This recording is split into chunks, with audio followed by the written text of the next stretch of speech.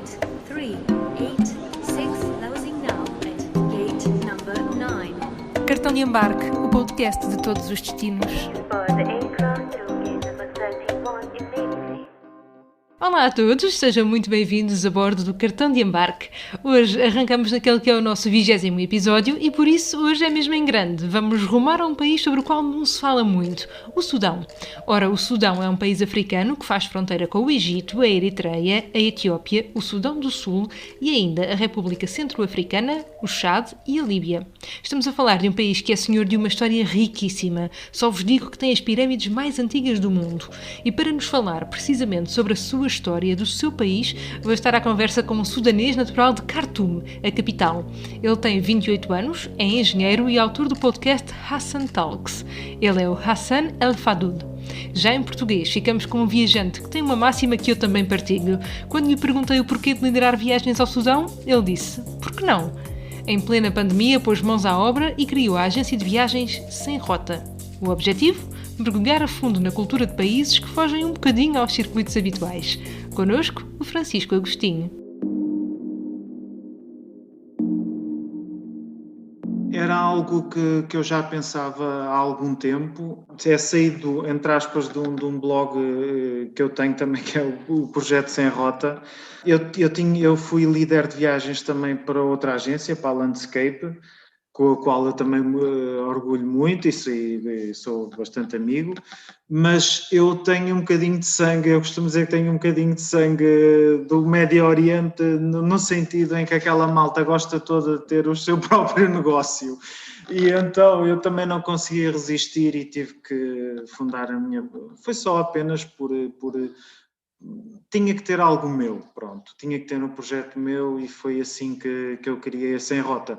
Entretanto surgiu a pandemia e o primeiro pensamento que tive logo na minha cabeça foi que pior que está agora não pode ser, portanto no dia a seguir só vai ser melhor. E foi só assim que eu decidi não desistir. Ainda bem que não o fizeste e que estamos aqui hoje a conversar. O nosso tema de hoje é o Sudão. E eu gostava de perguntar porquê o Sudão? Como é que surgiu esta ideia de ter viagens para o Sudão?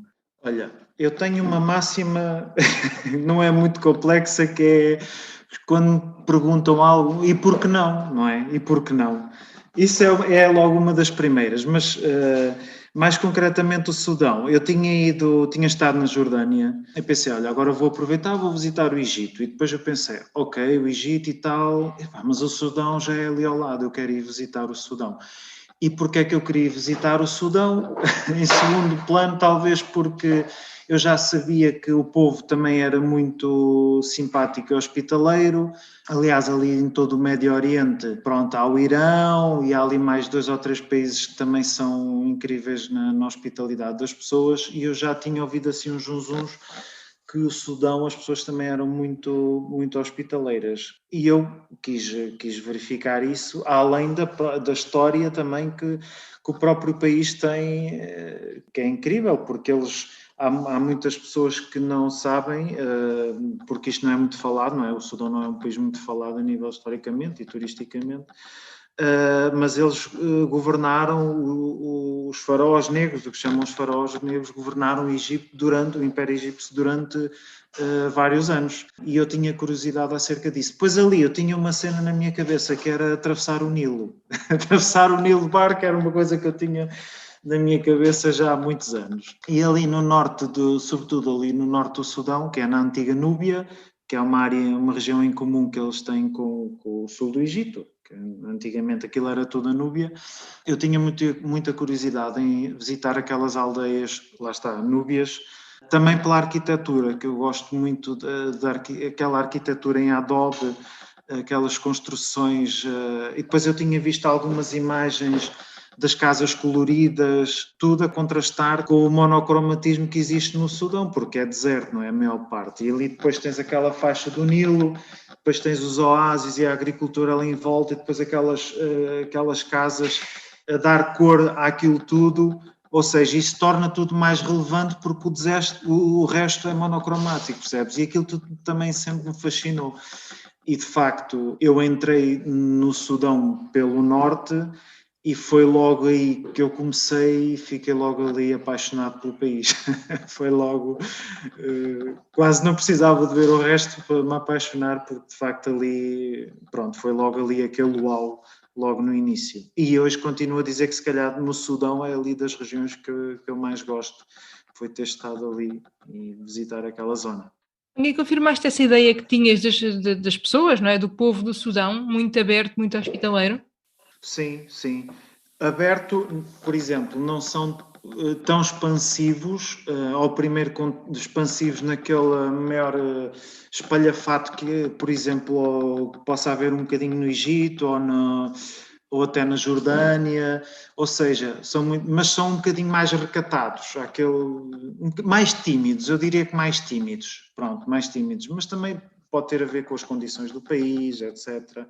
Relativamente às mulheres, que é sempre um assunto também muito importante. O Sudão tem várias regiões e naquela zona, por exemplo, da Núbia, eu noto que são mais abertas, inclusive, olha, tenho uma história, eu ia com um grupo, já foi da segunda vez da viagem ao Sudão, eu já lá estive 2 vezes, exato.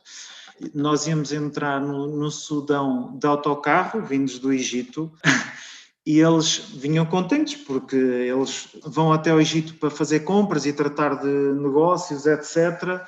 E às vezes estão lá meses, digo, algumas semanas. E eles ficam contentes por regressar e puseram música alta no autocarro antes da fronteira, quando estávamos a chegar à fronteira. O autocarro começa a dançar de um lado para o outro, ao som da música.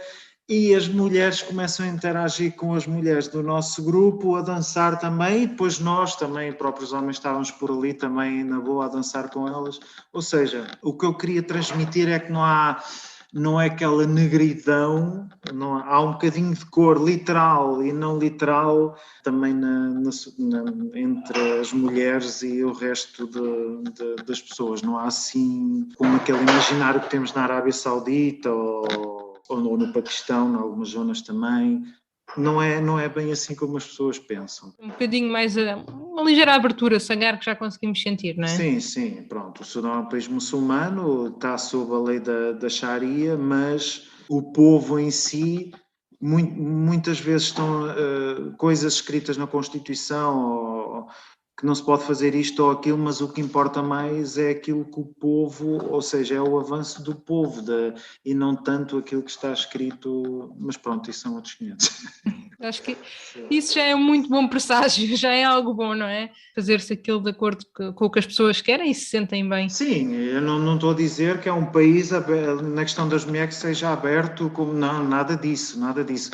O que eu estou apenas a tentar transmitir é que também não é aquilo que se calhar a maioria das pessoas pensam. Exatamente. Em relação Isso foi a primeira coisa, lá está, porque eu também se calhar pensava um pouco assim, e foi uma das coisas de facto que me agradou pela positiva, pronto, ver que realmente também não é...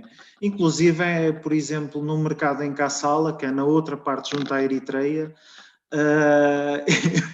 eu estava lá no mercado, e havia umas senhoras com umas bancazinhas, como há aqui um mercado, nós possamos imaginar, aqui um mercado local, e elas metiam conversa comigo e... eu tenho uma história um bocado, não é picante, mas é um bocadinho... Queremos saber, agora queremos saber. Sim, queres saber? Então é assim, gerou-me curiosidade porque elas estavam a fazer tipo enrolar qualquer coisa, uma comida qualquer dentro de um pão que elas faziam ali na hora. E eu fui lá ter com uma senhora já com uma certa idade, mas assim parecia dentro do género todo o que nós chamamos para a frentex, assim muito expansivo e tal. E eu fui lá ter com ela e ela começou a apontar para a zona da minha barriga. Eu olhava para a minha barriga, mas eu não sei, está bem, ok, dá-me cá a comida, se calhar é isso, está a dizer que estou magro ou qualquer coisa. E depois ela dizia lá significa não, em árabe. Ela dizia lá, e depois apontava mais para baixo, tipo à zona do sítio, não sei, lá, mais em baixo. E ela, isto não vai ter imagem, não é? Mas há um gesto que é universal. Vocês, assim que estão a ouvir, tentem imaginar uma senhora do Sudão a perguntar se o tamanho do meu era sudanês ou se não é. Ok, isto assim, em pleno mercado. Sim, e havia várias pessoas ali à volta, inclusive homens. Isso impressionou-me um bocado. Impressionou-me porque, e ri-me bastante, toda a gente grande gargalhada, e eu pensei, pá, mas depois fiquei a pensar naquilo. De facto, pá, nós às vezes pensamos coisas que não fazem sentido nenhum, porque, quer dizer, lembrei-me do mercado do bolhão no Porto, sei lá. Estava ali em Caçala e lembrei-me do mercado do bolhão no Porto. É inacreditável. Francisco, falaste aqui também daquela história, recordaste aquela história que aconteceu com as mulheres no autocarro a virem do Egito. A nível Sim. de transportes, o que é que nós encontramos no Sudão? É fácil, é assim, mais complexo, grandes ligações?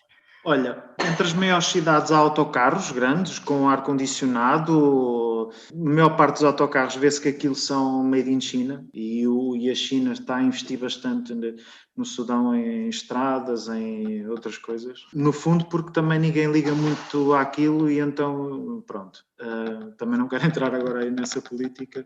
Mas pronto, em relação aos transportes, depois tem aquelas vans que partem quando estão cheias, estás a perceber?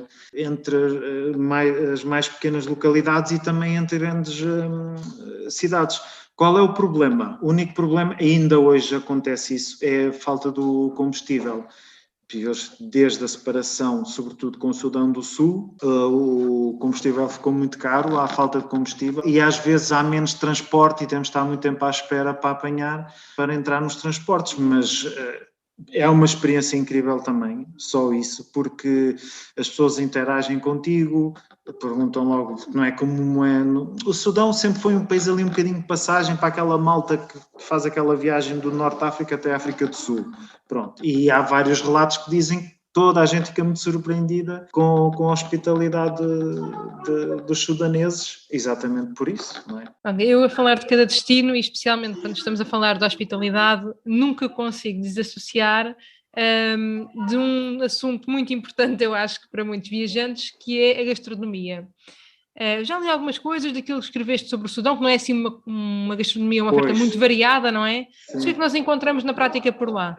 Sim, esse para os viajantes que passam lá algum tempo é um bocadinho difícil, porque há pouca, é assim, tu tens alguns, a maior parte que tu vês é falafel e o full. O full é uma comida, não existe só no Sudão, no Médio Oriente quase todo, sobretudo na região do Levante, até Líbano, Jordânia, Egito, há o full, que é feijões estufados. Eles basicamente só tomam uma refeição por dia.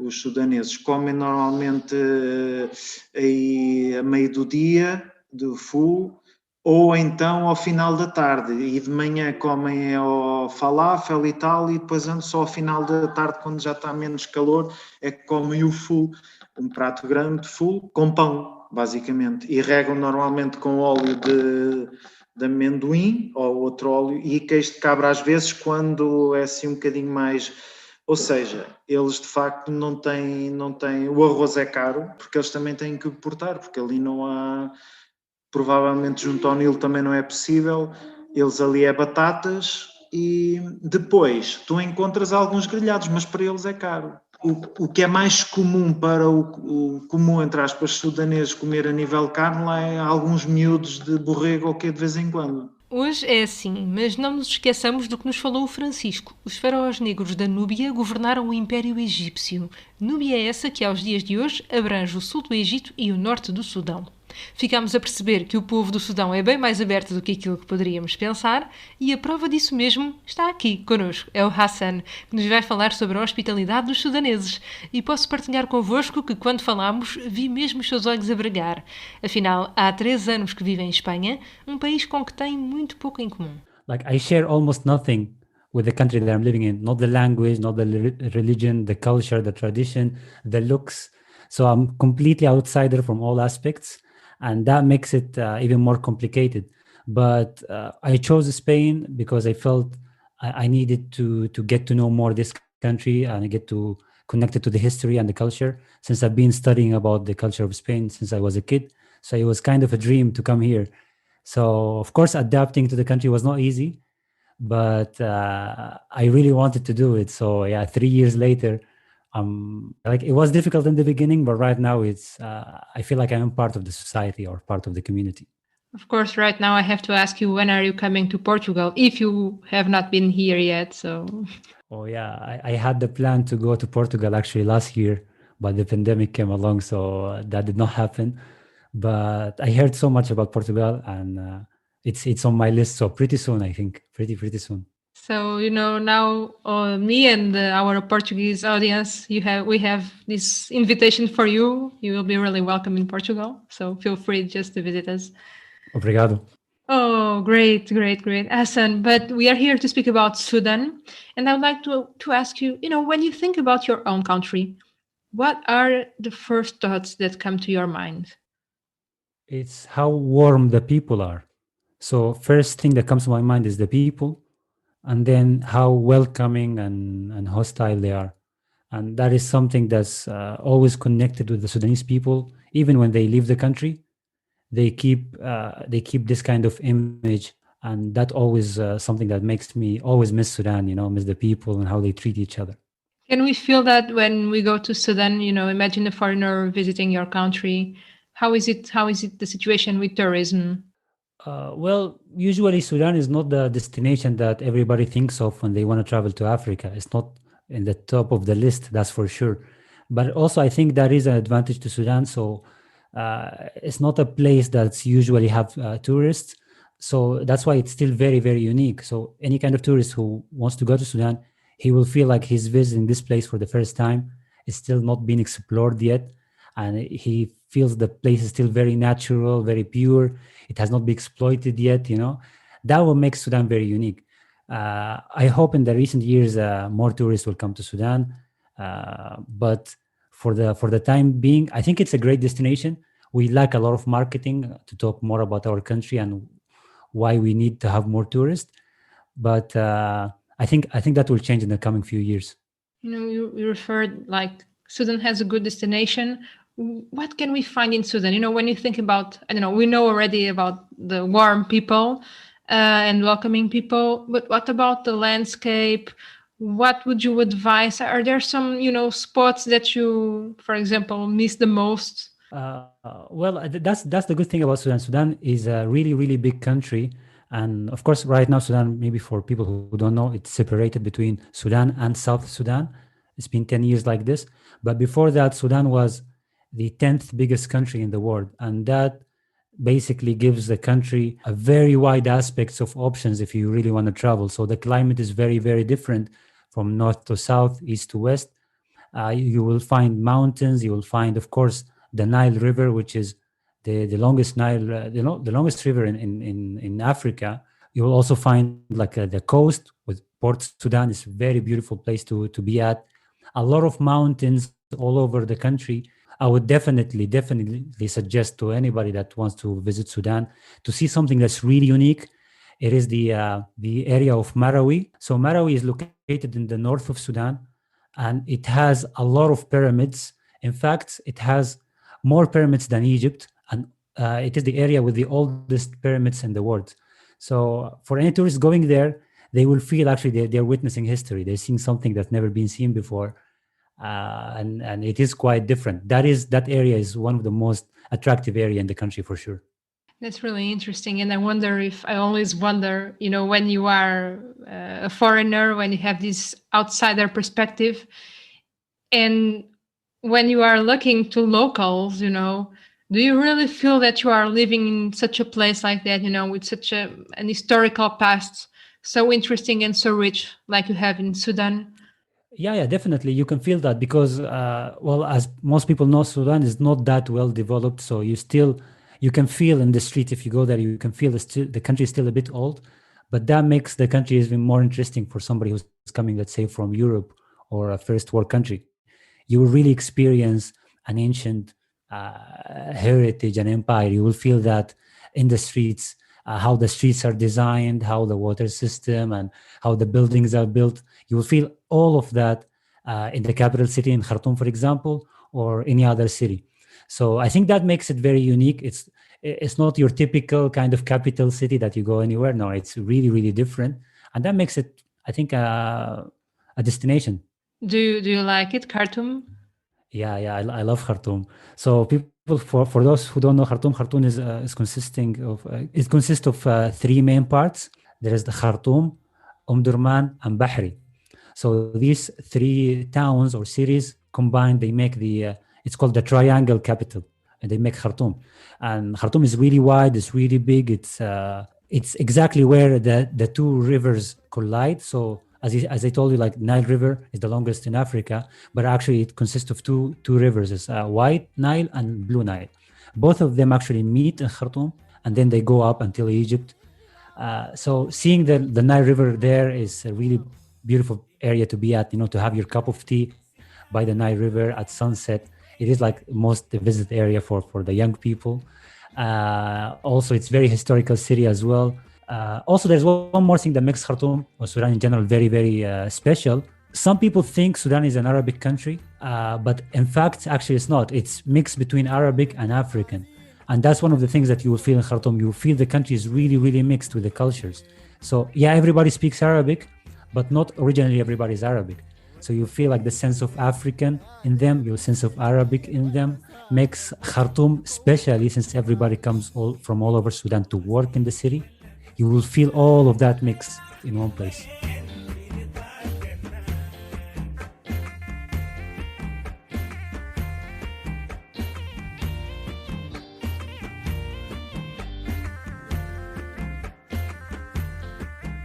What is the first place you want to go apart from Khartoum? Well, if I want to go to a very different place rather than Khartoum, well, because my family lives in Khartoum, I will go. Like I have two places in mind. The first place is a town or a city that's called Kassala. So Kassala is a place where literally it's pure nature. It's very green. It rains a lot. It's a lot of types of vegetables and fruits and animals. There is really, really beautiful. You connect to the nature there, and at the same time, the city. But the second place that I really want to go to, and sadly haven't been there, and I really ask everybody who's listening to us to Google that place. It's called Sanganib Marine National Park. So Sanganib Marine National Park, it's located in Port Sudan in the coast of the country.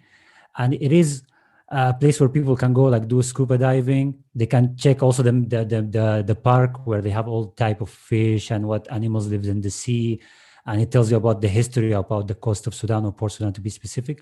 But like, if you see the pictures, it's really, really, really beautiful. Also the colors of the sea, the kind of mix between light blue and very dark blue. So this is one of the places that I really wish I could visit very soon. It really sounds like a plan. Yeah, really, really, really nice plan. Hassan, now in the other aspects of Sudan, is there some main traditions, some special occasions during the year that you would like to highlight, that they are part of your country and that they kind of, they exist everywhere, in each culture. They can, maybe sometimes they are different, but, those events, those marks, those traditions that put the people together? Well, I would say there are many, but I would say the closest one to my heart is Ramadan. So Ramadan is for Muslim people is a month, 30 days of fasting, cutting away food and drinks. I know it might sound a little bit difficult for those who don't fast, but for us, it is a very special time of the year. I can easily compare it to Christmas for the month of December. So it is a month full of celebration. You will see like a lot of decoration in the streets.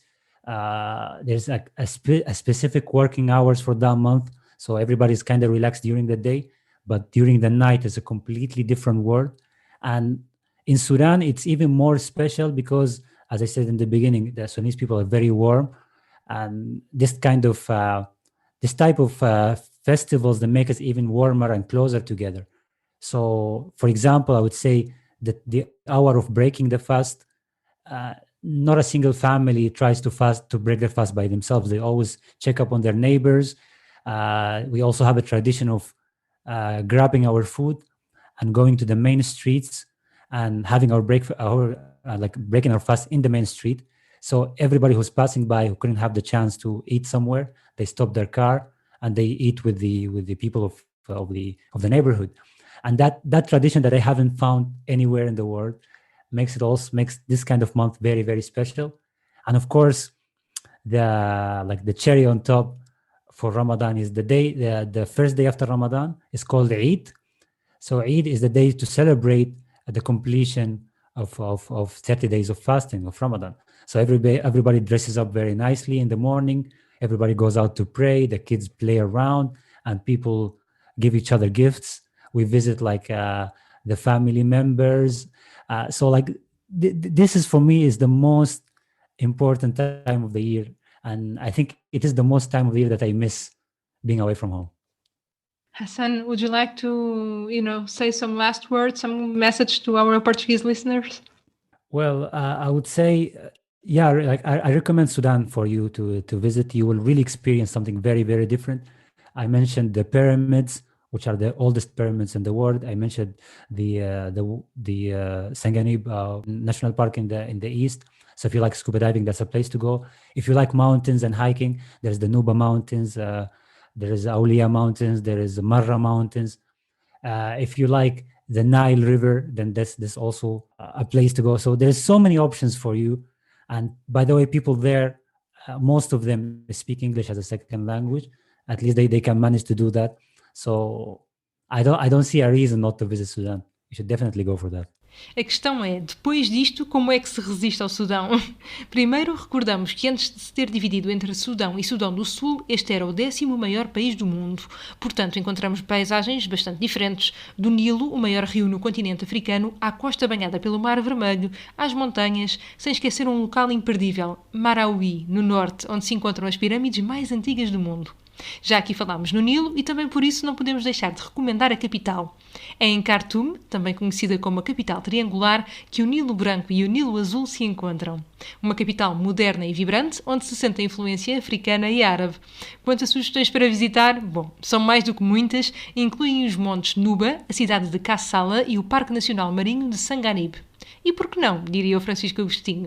Afinal, é também por alguns destes sítios que passa a viagem da Sem Rota ao Sudão. Um dos sítios também mais incríveis que eu acho é a Kassala, que tem uma mesquita que é a mesquita Hatmia, fica junto a umas montanhas de pedra de granito, e do outro lado é a Eritreia.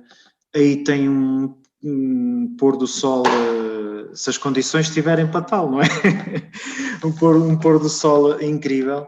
Aí é um sítio também brutal. Ou depois há outro não é um lugar, mas é um ritual, que é em Omdurman, em Khartoum, que é uma cidade junto a Khartoum. Todas as sextas-feiras os muçulmanos sufis fazem o ritual à tarde, ao final da tarde, onde dançam. Os sufis digamos que é a vertente espiritual do islamismo, se é que isso existe, pronto. Tanto os sunitas como os xiitas, ou seja, e os alauítas e o resto da malta toda muçulmana não olha aquilo com muito bons olhos, porque para eles esse tipo de coisas não existe. E então, ali no Sudão existem bastantes muçulmanos sufis, e eles fazem um ritual, dançam, há uma zona em que aquilo tudo em terra, fazem um género, uma procissão com tambores e uns pratos a bater e não sei o quê, com canções bastante rítmicas, para um ritmo bastante certo. Para quê? Para incentivar a meditação e entrares num estado, estás a perceber? Pronto, a ideia é como fazem na Turquia os derviches, o conceito é o mesmo, não é? A ligação entre o céu e a terra, etc. Ali naquela faixa ali, porque eles ali veneram, portanto, um religioso que ali viveu e que eles veneram, lá está, nas outras vertentes do islamismo isso não é permitido, porque é Maomé e mais nada, e Alá e acabou. E eles veneram aquela personagem, para eles é um santo, e junto ao túmulo dele fazem este cerimonial, este ritual sufi, e nós podemos andar ali à vontade. E somos bem-vindos, e é aconselhável só nós descalçarmos se formos para aquela zona onde eles fazem a dança, e okay. Nós vemos todo o tipo personagens mais incríveis, com uns fatos muito, muito ornamentados. Quem não conhecer, vá pesquisar isso e veja as imagens que há, porque é uma coisa que também não se está à espera que exista no Sudão. Depois, as pirâmides de Meroé fazem parte do antigo reino de Kush. Meroé, aquilo são túmulos, pronto. As pirâmides de Meroé são túmulos, como quase todas as pirâmides, não é? E ali foram sepultados algumas personalidades e reis do tempo em que o Sudão governou o Império Egípcio. E também é uma zona incrível para ver Aí é melhor o nascer do sol. Quem conseguir nascer do sol, porque o sol nasce de frente para as pirâmides e depois vê de repente aparecer as pirâmides, é muito bonito. Daquelas vistas inesquecíveis. Sim, um bocadinho mais a norte, há um lugar também muito especial, é junto ao Nilo que se chama Old Dongola, Velha Dongola, e essa região foi a antiga capital do reino cristão de Macúria. Incrível, não é? E aquilo nós podemos andar ali, como devem calcular, a nível arqueológico, está muita coisa para descobrir, porque aquilo basicamente, se a malta fizer um buraco na areia, descobre um caco ou qualquer coisa altamente valiosa. Meroé ainda tem condições turísticas e tem bilheteira, etc. Mas ali, Old Dongola, por exemplo, qualquer pessoa entra lá e vê colunas de igrejas com centenas de anos. Quem for arqueólogo tem um bocadinho de dó, deve doer o coração, mas a nível do entorno e todo aquele ar, daquele misticismo, aquilo é uma coisa incrível. Por exemplo, passar ali a noite naquele sítio, junto ao Nilo, é brutal. Aquilo é deserto, é o deserto, é no meio do deserto. Eu acho que vou-te fazer uma pergunta que eu acho que deve ser quase impossível de responder. Mas de todos estes locais, estes momentos, não é? Estas até já memórias que tens do Sudão, há algum sítio que tu faças questão de dizer, se só puder ir a um sítio no Sudão, eu tenho de ir ali? Sem dúvida, as aldeias núbias. Mas sabes, isso às vezes é muito daquilo que nós estamos a sentir no momento e do que nós vivenciamos. Eu acho que é só isso, pronto, mas eu não quero estar às vezes quando nós dizemos, não gostei disto, ou não gostei de ir acolá, não gostei de ir visitar aquilo, às vezes depende muito do nosso estado, do que nós estamos a viver naquele dia, do que vivenciamos naquele dia, ou uma conversa, ou alguém que te bateu a mão nas costas e tu naquele dia até precisavas, e esse momento vai ficar para ti guardado para sempre no coração. Ou seja, ali há o facto de eu gostar muito das aldeias núbias e daquela arquitetura núbia, etc. Mas também acontece isso. Foi a minha porta de entrada no Sudão. Conheci logo à chegada um polícia que me pagou tudo durante o dia, as refeições. O rapaz ganha 50 euros por mês e quis-me pagar as refeições. Ou seja, é muito daquilo. Também gosto muito de Kassala, porque também subi as montanhas, aquelas tais montanhas de pedra lá junto à mesquita, essa mesquita que eu falei há pouco, também para ver o pôr do sol, e um conjunto de meninos veio atrás de mim e na brincadeira só, sem interesse nenhum, não há aquela coisa de pedir dinheiro nem nada disso, sentaram-se ali ao pé de mim numa rocha a ver o pôr do sol e estavam ali todos contentes. Ou seja, para além dos sítios, eu acho que é muito importante os momentos, aquilo que nós passamos na altura, para dizer que determinado sítio ficou guardado ou não. Acho que isso é muito importante. Esses momentos que ficam aí, era isso também, assim, em jeito de conclusão, que te queria perguntar o que é que trazes contigo do Sudão, não é? O que é que te enriquece?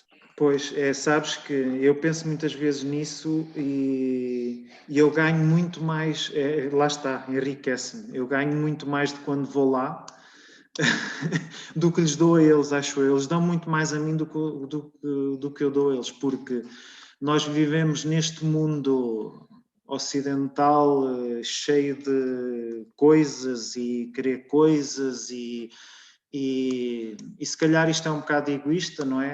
Mas acho que preciso sempre de estar em sítios como no Sudão para para ficar melhor pessoa. E se há um sítio que me proporciona, acho eu, ser melhor pessoa, nem que seja por uns meses, porque depois na minha estupidez ocidental capitalista capitalista, não quero estar aqui também. Concordo contigo. Consumista, já sabemos como é que é, passado uns meses isto volta ao reset e uma pessoa volta a chatear-se com coisas que não têm interesse nenhum. E se um país me dá isto, eu não posso pedir mais nada, quer dizer, pronto. E o Sudão dá muito isso, porque tu tens aquele mix, eu sou apaixonado pelo Médio Oriente, e o Sudão é aquele misto de Médio Oriente e já África, já com o cheiro à África, com pessoas, tu não encontras, por exemplo, como em alguns países da África, aquela questão da corrupção, muita, né? Ou seja, é uma coisa, está no coração, está no coração. Para ficar de coração cheio no Sudão e com o Francisco Agostinho a orientar, fica a nota de que a viagem da Sem Rota está marcada para 24 de novembro a 9 de dezembro de 2022. Quem sabe se nos encontraremos por lá. Mas enquanto vamos e não vamos, ficamos gratos por mais uma viagem, desta vez orientada pelo Francisco e pelo Hassan. Quanto a nós, até ao próximo destino.